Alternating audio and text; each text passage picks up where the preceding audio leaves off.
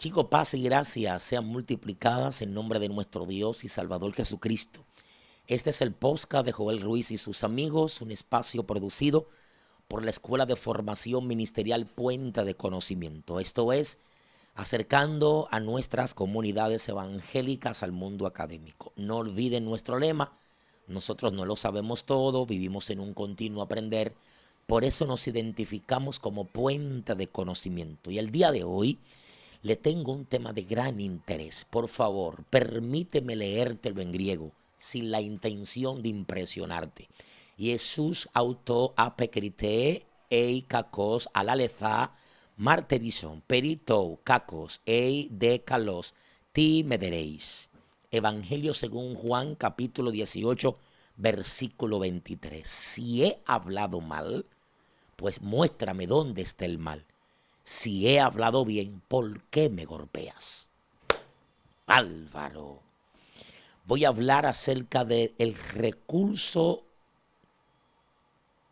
de la gracia, el perdón, recurso de amparo de la gracia. Y esto es impresionante y para mí sumamente interesante compartirlo con ustedes, porque si yo me atrevo a preguntarle a ustedes, ¿quién de ustedes en su lectura o devocional ha leído en alguno de los evangelios a Cristo pedirle perdón a alguien? ¿A quién? ¿Qué ustedes me responderían? No, no se escandalicen. Yo sé que ustedes de inmediato me van a responder: ¿qué pasa, Joel? Ni siquiera te atrevas a hacer esa pregunta. Es obvio que Cristo no va a tener que pedirle perdón a nadie porque Él es Dios hecho carne. Excelente, yo me uno también a su respuesta. Y eso es interesante porque de repente aparece un tipo de creyente que acostumbra a realizar una práctica de perdón por si acaso. No sé si ustedes la han visto, perdón, o conocen este tipo de creyente que acostumbra a pedir perdón por si acaso. Mira, yo quiero que tú me perdones por si acaso yo te he fallado. No, jamás, jamás hagan esto. Sí, escandalícense si quieren. Joel Ruiz está diciendo, jamás se atrevan a hacer esto. Por lo general, muchas personas intentando mitigar el dolor de una culpa, o digamos para evitar un conflicto aún mayor, digamos que su personalidad no es conflictiva y saben que existe alguien que tiene una diferencia o algo contra él o contra ella, siempre esa persona acostumbra como a mediar el problema de este tipo de forma, haciendo uso del recurso de amparo que es el perdón. Sin embargo, cometen un error en cuanto a lo que tiene que ver su praxis y ejecución, porque pudiera estar legitimando una debilidad de carácter en el otro, que no es lo que Dios desea que eso ocurra. Por eso es que el recurso de amparo de la gracia, que es el perdón, es a posteriori. Lo primero que tiene que producirse en la vida del creyente en cuanto a su relación interpersonal es la producción de un diálogo. Vamos a ver. Déjeme explicarle esto. Sí, lo primero que tiene que realizarse o producirse en vosotros es una dialéctica, es un diálogo. Yo no voy a pedirte perdón por algo que yo no he cometido, pero yo sí debo, conforme a las escrituras, intentar producir un acercamiento en ti, digamos la palabra dialéctica, producir un diálogo, para que entonces vosotros podamos entrar en acuerdo y entonces el faltante emite el perdón como tiene que hacer. Esto es impresionante. Aquí nos la pone el Señor un poco compleja a nosotros. Aparece la narrativa bíblica, el famoso texto donde dice: si alguno de ustedes va a traer su ofrenda al altar y allí se recuerda que su hermano tiene algo contra ti, entonces deja tu ofrenda y ve, reconcíliate con tu hermano. El texto no nos está enviando a pedirle perdón a nuestro hermano, porque Dios no te enviaría a pedir perdón sin tú haber sido el faltante. Fíjate qué interesante esto. Lo que sí hay un interés de parte de Dios es que se produzca un diálogo, una dialéctica. ¿Y eso quién es que lo va a producir? Lo va a producir quien haya tenido mejor formación de la imagen de Cristo en él. Porque el faltante, por lo general, su entendimiento está entenebrecido, sí, su mente, su conciencia está cauterizada y él o ella legitima que el comportamiento es completamente normal. Por lo tanto, si nosotros vamos a pedirle perdón, siendo él o ella la faltante, ella podría o él pudiera legitimar que su acción es correcta y no se produce la dialéctica. Y si no se produce la dialéctica, entonces la persona quedaría sin conocimiento de causa de por qué ocurrió tal o cual cosa. No, vamos arriba. Esto hay que aplicarlo mejor.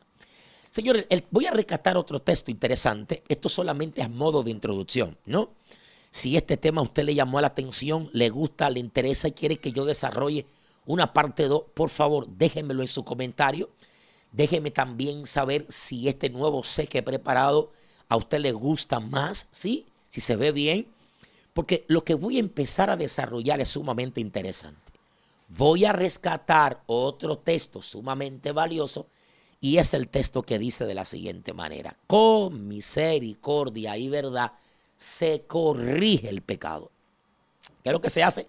Se corrige el pecado. Entonces, yo necesito entender los dos elementos constitutivos que se usan para poder corregir el pecado. El primero es misericordia y el segundo es la verdad. Si yo no produzco ese diálogo con mi prójimo, entonces no podré decirle la verdad que debo de decirle. Verdad que es algo que Dios va a utilizar y quiere utilizar para corregir una acción pecaminosa continua, que es una práctica continua en muchos de nosotros por causa de la debilidad de carácter, sí, por no haberse formado la imagen de Cristo en vosotros. Nosotros frecuentemente cometemos siempre el mismo error. Voy a ponerle un ejemplo. Piensa en un tipo de creyente que es totalmente afable, amigable, sociable, cariñoso y que acostumbra siempre llegar a la iglesia y saludar con mucha emotividad.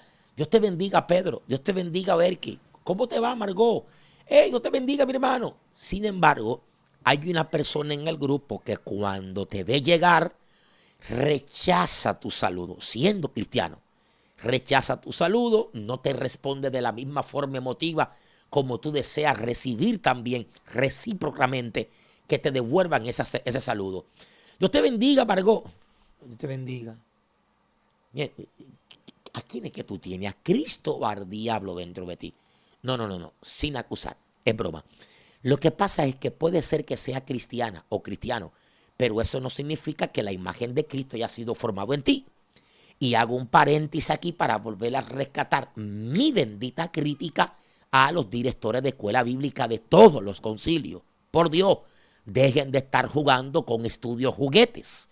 Hay que entender cuál es el propósito educativo de la iglesia. Está plasmado en la Escritura. Es hasta que todos lleguemos a la estatura del varón perfecto. Sí, a la medida de la fe del Hijo del Hombre, del Hijo de Dios que es Cristo. Entonces yo necesito trabajar. ¿En quién? En todos los creyentes que están en la iglesia. Porque ¿de dónde lo trajo Dios? ¿No, lo trajo del cielo? No, lo trajo de un mundo totalmente destruido. Venimos de hogares disfuncionales, tenemos problemas de personalidad, problemas de carácter. Sí, hay un desafío de vivencia. Y entonces la iglesia tiene que trabajar en esto. ¿Y cómo rayo va a trabajar? ¿Con estudios juguetes? No, de ninguna manera. Hay que continuar forjando la imagen de Cristo en vosotros. Porque aquí se torna un desafío en que yo puedo discernir y tengo el conocimiento. Yo sé que fulano tiene un problema conmigo. Yo puedo discernirlo. Sin embargo, entra en vigencia, se manifiesta el que mi personalidad, mi naturaleza caída. Entonces entra la arrogancia, entra el orgullo. Porque a pesar de que yo sé y discierno que hay un problema de un hermano hacia mí, yo debería ver, antes de llevarme ofrenda, conversar con él. Yo no vine a conversar contigo para pedirte perdón. Te equivocaste. No, yo no. Yo entiendo esto perfectamente en la Biblia. Yo no vine a pedirte perdón. Yo vine a producir una dialéctica para yo decirte verdades con misericordia. Para decirte por qué razón siempre que tú estás en un grupo y yo voy y saludo a todos, ¿por qué tu saludo no es tan emotivo como el de los demás? ¿Por qué a veces me has rechazado mi saludo y mis bendiciones? Te pregunto, ¿qué te he hecho? Si te he hecho mal, pues muéstrame dónde está el mal. Y si no, ¿por qué me golpeas? ¿Por qué me tratas de esa forma? Señores, yo no puedo evitar esto. Y esto es algo que la iglesia lo está evitando. Ay, que no quiero ay, que no quiero que se vayan para otra iglesia. Ay, que no quiero que se me descarríe. Ay, que después se me ponen guapo. Que se pongan guapo. Cristo, ¿por qué no te devolviste la noche de ayer? Sí, ¿por qué la otra noche no volviste otra vez a Jerusalén y les pediste disculpa por lo menos? Eran padre de familia. ¿Por qué le voltea a la mesa, Señor? ¿Qué te pasó? ¿Qué te pasó? María no te enseñó eso. ¿Quién diría eso? No, Cristo no regresa a Jerusalén, ni tampoco va a casa de los cambistas para decirle, lo siento, excúsenme, creo que me cedí un poco, ¿no? Yo sé que este es el modo de ingreso de ustedes, llevarle sustento a sus hijos, a sus casas. No, Cristo no hizo eso. Tranquilo.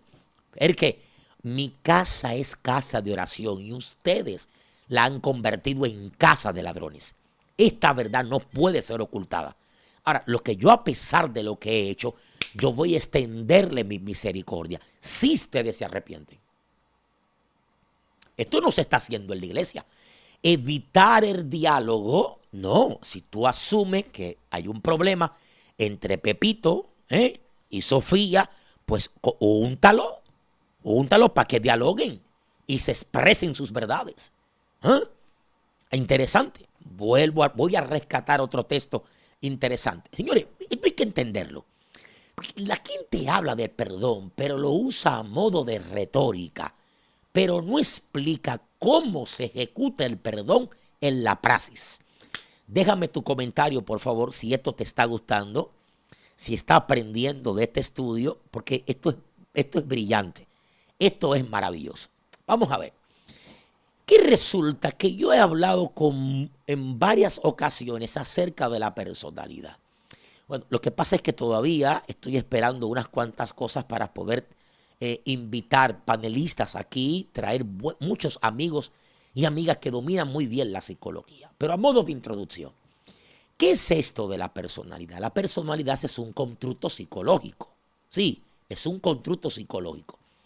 Es tan fuerte esto que un psicólogo puede hasta determinar, puede predecir de qué forma yo voy a responder ante una circunstancia específica, conforme a quién, a los elementos constitutivos manifiestos de mi carácter, que evidencian mi personalidad. Hey, no le ponga mucho la mano, que ella es cristiana, él es cristiano, pero conocemos su personalidad.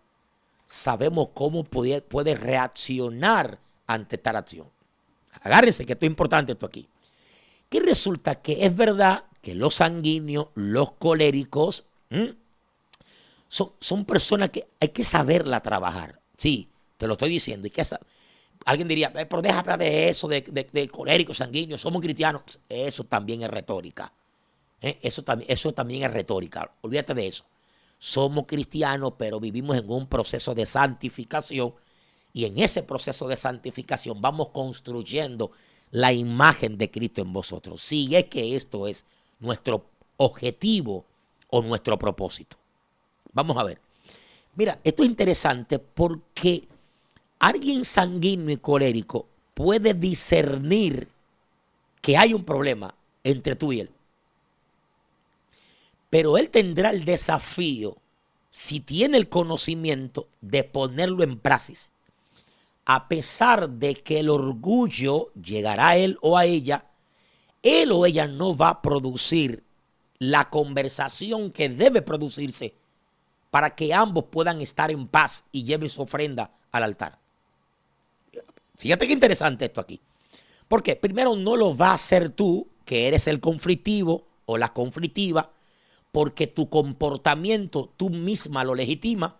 Es como dice Joseph Goebbels en su obra Introducción a la Antropología Filosófica, el ser se entiende a sí mismo. Sí, el ser se entiende a sí mismo. Y en nuestras relaciones interpersonales, entre el tú y el yo, hay un conflicto. Y ese conflicto y también esa relación se va comprendiendo, es en la dialéctica, en mi relación con el otro. Repito, el mismo autor es el que dice, el hombre es un ser individual, pero alcanza su perfección es en el otro. Yo sé que tú eres santo, pero en el campo, bregando con vaca y con chivo. Ven para la capital, a la ciudad. Interactúame con la gente. Sí, ven, atiéndeme un negocio. Ven, trabájame en la Duarte, con París. Sí, vamos a ver en tu relación con el otro, cómo tú te comportas y cómo tú te desempeñas. Que es bueno en una oficina, yo soy santo, está bien, ahora desciende de la oficina y empieza a pisar el lodo. A ver cómo tú manifiestas el carácter de Cristo en tu relación interpersonal con el otro. Entonces, esto es importante entenderlo. Recuerdo muy bien una de las palabras que más marcó mi vida. Mi gran amiga psicóloga Yesenia me decía: Joel, domina la famosa palabra nivel de conciencia. ¿Qué es esto, por amor a Dios? Nivel de conciencia. Nivel de conciencia es la capacidad del individuo de poder reconocer sus acciones o los efectos y consecuencias de sus acciones. Espérate, viejo. Mi inteligencia emocional. Yo tengo que tener la madurez y el nivel de conciencia de saber que dichas prácticas que yo realizo hacia el otro le están dañando, le están afectando, le están molestando. ¿Cómo es posible que estando tú en la iglesia tiene la cara como un machete? Nadie puede saludarte, la gente te tiene miedo. ¿Tú eres cristiano o estás poseído por demonios? ¿Quién tú eres? Entonces, espérate, tienes que tener un nivel de conciencia de saber que tu comportamiento, tus acciones están afectando al otro. Hay gente que no tiene, señores, nivel de conciencia. No tienen. Su conciencia está cauterizada. Ellos entienden, el ser se entiende a sí mismo. Él o ella asume que lo que está haciendo lo está haciendo bien. Lo legitima, lo ve como una práctica válida. Y si la iglesia se resiste al diálogo, a producir ese diálogo, ¿quién entonces le dirá sus verdades? Ay. Es que no quiero que se ponga guapo. Es que después se me descarría. Es que después no viene a la iglesia. Hermano, ¿quién le va a decir sus verdades? El texto dice: con misericordia y verdad se corrige el pecado. Hermana, hermanita, excúseme. Mira, con todo el respeto, yo no vine a pedirte perdón, porque yo no te he faltado a ti. Mi personalidad es notoria ante todo el mundo. El que me conoce sabe que yo soy un tipo social, que me gusta hacer amistades. Lo que yo debo decirte a ti es que tú eres conflictiva y conflictivo. Excúsame, sí, pero no es verdad que siendo nosotros cristianos, después de haber sido redimidos, ¿por qué razón yo siempre te paso por el lado y tú me ignoras mi saludo? Y yo lo que te voy a echar una bendición de parte, que Jehová te bendiga, el Señor te bendiga. ¿Por qué te comportas de esa manera? ¿Por qué tú amas los conflictos en la iglesia? ¿Qué tú ganas con eso? ¿Por qué te molesta todo lo que la gente hace? ¿Qué es lo que te pasa? Tú tienes un problema con el mundo. ¿Qué el mundo te hizo a ti? Dime. ¿Qué es lo que pasa? Señores, si yo no produzco esa dialéctica con el tú, con el otro siempre va a legitimar que lo que está realizando es correcto. Y hasta pastores tienen miedo a hacer esto, por temor de que la gente se le vaya. Pregúntenle a Cristo si él hizo esto. Maestro, la gente se está escandalizando. Lo que tú has dicho es demasiado fuerte. Bájale un poco. Pedro, ¿te quiere ir también? Yo soy la gracia encarnada. Yo no vine a destruir, yo vine a restaurar. Pero la verdad es parte de la restauración. Sin verdad no hay restauración. Alguien tiene que sentarse con Joel Ruiz. Joel, ven acá. Tú eres chévere, tú eres esto, pero mira, esto es así, así, así, así. Contigo también, a ti que me estás viendo ahora. Contigo hay que sentarse. Alguien tiene que decirte tus verdades. Porque yo conozco amistades que por temor a perder la relación de amistad, ocultan verdades. Mire, una de las palabras más feas, perdónen la expresión, asquerosa, que yo he visto en mi vida, que estuvo tan cerca siempre de mí, gracias a Dios y a la formación de mi papá. Jamás yo he practicado una cosa como esa. Y es la famosa palabra demagogia. Sí, es como fingir un sentimiento que no es verdadero. ¿Ok? Cuando la realidad oculta es que deseo tu mal. Mi hermano, bárbaro, loco, ¿cómo tú estás metido, compadre? Ay, Dios te bendiga, mi hermano. Tú sabes, yo te llevo. Y por dentro, a la que te lleve el diablo. ¿Te das cuenta? Eso es demagogia. En las cárceles se da mucho esa realidad. La praxis de la demagogia. Señores, esto no puede ocurrir dentro de los creyentes, en la iglesia, perdón. Esto está mal. Escúcheme bien. Escúcheme. Todo el que conoce a Joel Ruiz sabe que cuando Joel Ruiz está molesto, lo manifiesta. No, que yo no sé abrazar. Es que no, no, no, no, no, no, no. No, ay, no, no, no, no, no, no, no. No, no, no, no, no. Joel no. No. Y no es que estoy legitimando un comportamiento. Yo también soy pecador. ¿Mm? Yo me refugio en la sangre de del cordero. ¿Mm? Por atención aquí. Demagogia. No, te equivocaste.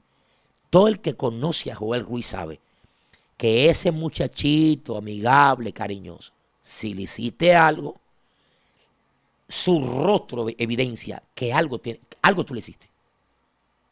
Es que mi espíritu no fluye igual. No fluye. Yo no podré abrazarte de la misma forma como antes te abrazaba, sabiendo que tú me hiciste algo. No puedo hacer eso. No puedo. Sin embargo, tengo un texto en mi contra. Que el texto me está diciendo, bueno, pues está bien, no lo abrace, pero inicia el diálogo. Esto es lo que me encanta de la palabra, que corta todo el mundazo. Hasta a mí que estoy enseñando esto me está cortando. Está bien, interesante, no lo abrace. Eso está bien por ti. Perfecto, excelente, así mismo. Cero demagogia entre cristianos. Pero vamos, inicia el diálogo. Porque tú tienes la madurez y el discernimiento para saber lo que él te hizo. O lo que ella te está haciendo. Sí, pero espérate. Inicia el diálogo. Inicia el diálogo. Y hazle saber el mal que está haciendo para que no vuelva a realizarlo. Pero también ten misericordia. Porque sin misericordia, con misericordia y verdad es que se corrige el pecado. Señor, ay, ay, ay, ay. ¿Alguien recuerda la famosa palabra que se escucha mucho dentro del seno de las comunidades nuestras pentecostales? Que dice, no le pasen paño tibio. Escríbemela ahí, por favor. Sí, déjame tu comentario. No, no le pasen paño tibio. Sí, interesante. Esa expresión es buena. Lo que hay que saberla aplicar. O sea, no ocultemos la verdad. La verdad no se oculta. La verdad hay que emitirla. Porque es la verdad que nos confronta, nos corrige, señores. Nos corrige. Pero en el proceso del recurso de amparo de la gracia hay una mala praxis en cómo nosotros debemos perdonar. Dos textos más voy a rescatar, ya para terminar. Le pregunta Pedro a Jesús, maestro, ¿cuántas veces perdonaré a mi hermano que pecare contra mí? Señores, Cristo se ha limitado simplemente a responder la pregunta de Pedro. ¿7 veces? No, no, Pedrito, no 7, hasta 70 veces 7. Punto. Fin de la discusión. Claro, porque la gracia, el perdón como un recurso de amparo de la gracia es necesario para vosotros. Nosotros que hemos perdido la imagen de Cristo, obviamente le estamos intentando reivindicar ahora por medio de la palabra y del Espíritu Santo. En Adán todos mueren, en Cristo todos somos vivificados. Nosotros en nuestras relaciones personales nos vivimos lacerando, nos vivimos maltratando, nos vivimos dañando. Ustedes necesitan ese recurso de amparo de la gracia, que es el perdón. Yo no. Yo no he faltado a ninguno de ustedes. Ustedes sí a mí. ¿Entiendes? Por eso es que en la oración modelo, obviamente también es otra navaja. Yo le llamo la navaja de Dios. No la navaja de Ockham, no, sino la navaja de Dios. Vamos a ver. Padre nuestro que estás en los cielos, santificado sea tu nombre. Ven a vosotros tu reino. Hágase, Señor, tu voluntad en la tierra como en el cielo. Danos hoy nuestro pan de cada día. Perdona vuestras ofensas, como también vosotros perdonamos a los que nos ofenden. Embute. Embute. ¿Es que interesante? Le pedimos al Padre que perdone nuestras ofensas, como nosotros perdonamos a los que nos ofenden. Es verdad que muchos de vosotros tenemos la capacidad de perdonar. Lo que muchos de nosotros a veces no tenemos es la capacidad o la osadía de poder iniciar ese diálogo que el texto nos está enviando, nos está indicando para que vosotros iniciemos el proceso de reconstrucción de relaciones. Vamos, vamos, vamos, que esto está interesante. Sí, el proceso de construcción de relaciones. Señores, esto es importante entenderlo. Vamos a ver, esto es importante entenderlo. No hace falta preguntar si en tu congregación existe una o varias personas que ya por evidencia, como dice Aristóteles, lo evidente no necesita ser demostrado, es una persona conflictiva, que continuamente hay que estar dispuesto, presto para perdonarlo, para perdonarla, porque es que todavía la imagen de Cristo no se ha formado en él o en ella. A veces lastima a personas, muchos de vosotros somos tan lastimados tan frecuentemente que cuidado, aparece un texto que tenemos que cuidarnos de él, aparece creo que en Mateo 24:24, por haberse multiplicado la maldad, el amor de muchos se enfriará. Y esa palabra multiplicación es una operación matemática, sí, que se encarga de sumar cuantas veces sea el mismo número, sí, por el mismo número, cuidado. Es tanto el mal que hemos recibido de las mismas personas que en un momento puede ser que mi corazón se bloquee y se resista y ya. Empiezo a tratarlo, a tratarla con indiferencia. Tengo mis reservas respecto a, voy a cuidarme respecto a él. Tengo un poco de prejuicio respecto a I, cuidado con la O y por ahí viene la U. ¿Entendiendo? Eso es producto de por causa de recibir tantos males continuamente de la misma persona. Esto es interesante. Y a esto que está respondiendo Cristo a Pedro. Cuidado, no te digo 7, sino hasta 70 veces 7. Pero ¿cómo lo va a hacer? No le pida perdón sin tú haberle fallado. No, inicia el diálogo, inicia esa dialéctica y confróntalo con misericordia.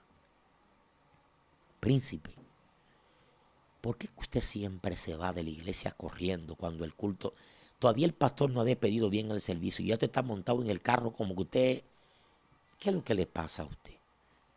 ¿Por qué tú no conversas con tus hermanos? Al final del servicio se anunció que teníamos una picadera, un refrigerio en la parte de abajo y tú saliste corriendo. Ah, no, que yo tenía que salir. Eso es mentira del diablo. No nos dé cotorra a nosotros. Que cuando tú te estabas amarrando los zapatos, ya nosotros estábamos corriendo ya, hace mucho. ¿Entiendes? A ti te rescató Dios, a ti fue de la brujería, no sé, de la hechicería. Nosotros anduvimos el mundo corriendo, brincando y saltando. O sea, no te mientas a ti mismo. Dios te está dando la oportunidad de que alguien pueda decirte una verdad. Príncipe, princesa, usted es muy antisocial. Tiene que trabajar eso. ¿Entiendes? Tiene que trabajar eso. Y si tus líderes no te lo han dicho, yo te lo voy a decir. Tú tienes que trabajar eso. ¿Ves? Interesante. Necesitamos a alguien que tenga el valor de decirnos verdades. Claro, con misericordia, obvio, pero decirnos verdades.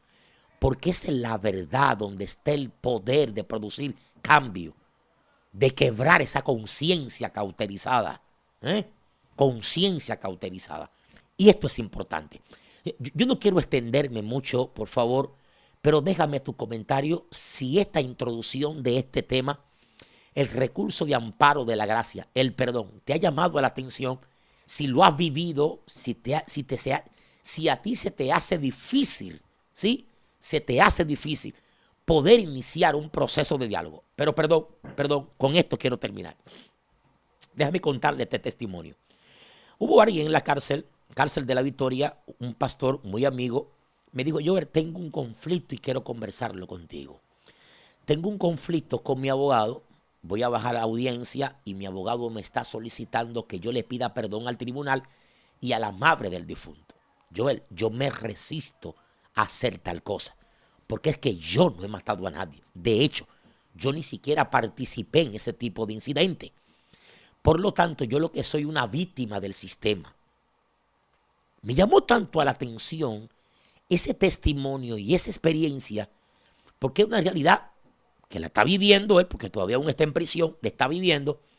Y le dije, interesante, esa es mi crítica a mis colegas abogados. Señores, no obliguen a su cliente a tener que pronunciar un perdón al tribunal y a los parientes de los hizo. ¿Por qué razón? Porque él está mintiendo y él no quiere mentir. Sí, él no quiere congraciarse con el tribunal, porque de hecho puede ocurrir algo que ustedes desconocen. Es probable que los hizo, o sea, el difunto tenga hermanos y que sean hermanos también tiguerones asesinos. De repente este individuo que viene negando su participación en primera instancia, en la fiscalía, en el destacamento, en la corte de apelación, en la Suprema Corte, ahora el abogado quiere que admita un caso que él no es culpable. Y de repente por llevarse el abogado dice, quiero pedir perdón al tribunal, reconozco mis hechos. Espérate, Vienen ahora los hermanos del difunto y dicen, ve que te lo dije, que fue el que lo mató. Ahora el juez es movido a misericordia, le entrega la libertad al interno y ahora al interno lo están esperando los hermanos del difunto que son asesinos. ¿Viste? No, espérese. Señora, con todo el respeto, magistrado, permítame dirigirme por favor a los familiares. Lamento por la situación por la que ustedes están atravesando. Me uno a su dolor. Aunque ustedes crean que esto es una burla, sí, yo me uno a su dolor. Desearía pedirle perdón, pero no puedo hacerlo, porque yo no fui quien maté a su hijo. Escúchenme, hermano, yo no fui quien maté a su hermano, no fui yo. De hecho, ni siquiera participé en el hecho. Señor, ¿eso está bien? ¿Eso está bien? Claro, eso está bien hecho. Yo no tengo que pedirle perdón al tribunal, como si el perdón fuera una figura jurídica obligatoria, negativo, porque estoy legitimando la mala praxis del Palacio de la Policía. Ustedes me inculparon y yo no sé nada de esto.